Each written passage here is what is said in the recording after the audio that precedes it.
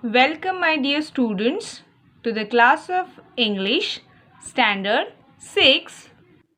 So, today we are going to start with Voyage 2, that is Unit 2, poem number 2.1, The Clothes Line. So, through this poem, poet Charlotte Druitt Cole in this poem is describing the clothes on a clothesline in a very imaginative way.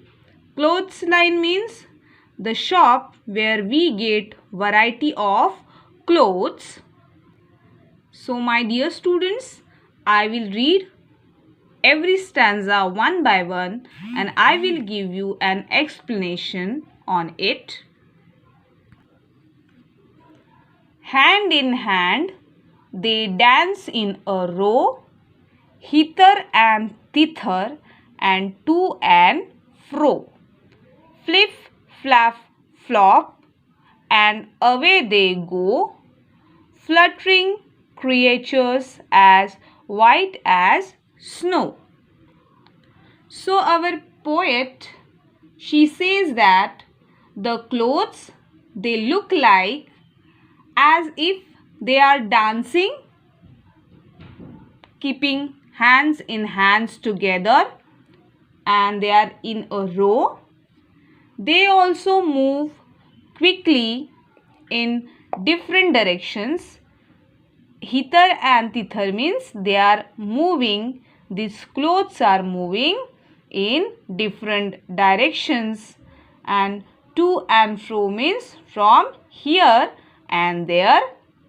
Flip, flap, flop means the noise made by the clothes while the wind is going on, and away they go. Because of this wind, these clothes are going away. They are moving here and there. Fluttering, fluttering means moving lightly and quickly. Creatures that are white as snow. So, poet is calling these clothes as they are fluttering creatures. They are like a creatures which are fluttering, which are moving lightly and quickly, and these clothes looks like white as snow. Now see the second stanza. Like restive horses, they caper and prance. Like fairy tale witches, they wildly dance. Rounded in front but hollow behind, they shiver and skip in the merry March wind. So our poet is saying that these clothes looks like restive horses. Restive means restless, and these horses, the horses, they are totally restless, means they never take rest. These horses never gets tired. So these clothes are looking like horses only. They caper and prance. Caper means they leap, they jump, and they prance. Prance means they are walking and moving with a big steps, with a high steps. Like fairy tale witches, they wildly dance. And our poet is saying that these clothes are looking alike fairy tale witches. Fairy tale means the princesses, stories. There are some witches. We know that witches means the bad woman who always gives troubles to fairy, and they wildly dance. And these witches are wildly means very violently, very angrily dancing, rounded in front but hollow behind. So this witch looks like rounded in front but hollow behind. So these clothes look like rounded in front side and hollow behind. Hollow means they are empty behind, but in the front side it seems like it is having something big in it, but it is totally empty behind. They shiver and skip in the merry March wind. So this clothes, they shiver. Shiver means they shake and they skip. Skip means they leap, or we can say they jump in the merry. In the merry means in the happiness, in the March wind.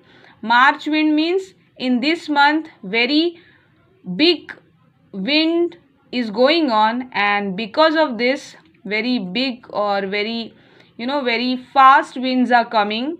So that is why in this month specifically these clothes are shaking and jumping in the happiness because of the wind. Now see the third stanza.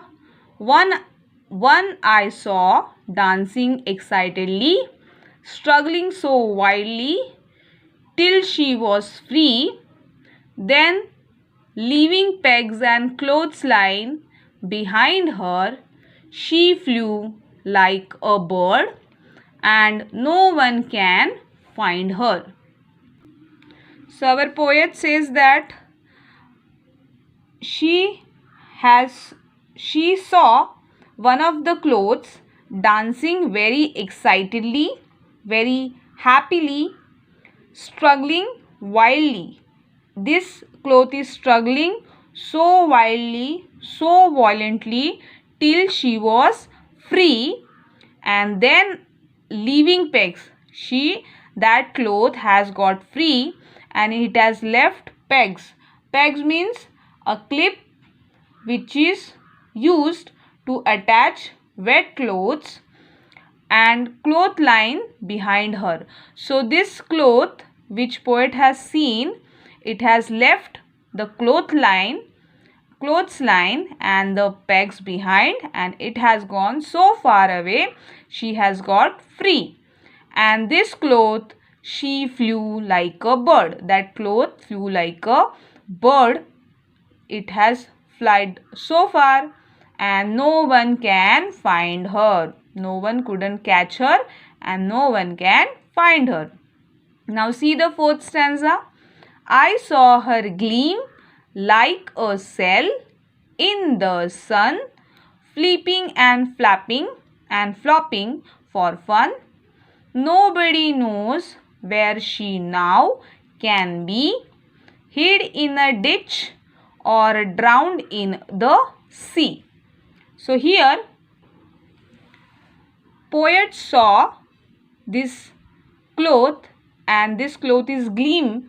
Gleaming means it is shining like a cell, and in the sun, like a cell, it is shining in the sun, and flipping and flopping and flopping her, flipping and flapping and flopping her for fun. So again it is making a noise because of this very fast wind, and nobody knows where she now can be. So nobody knows where this cloth is now, hid in a ditch or drowned in the sea. Maybe this cloth is hidden in a ditch. Ditch means a side of the road, or maybe it is drowned. Drowned means it has gone under the sea. It has gone so deep in the sea. Now see the last stanza. She was my handkerchief not long ago, but she'll never come back to my pocket, I know.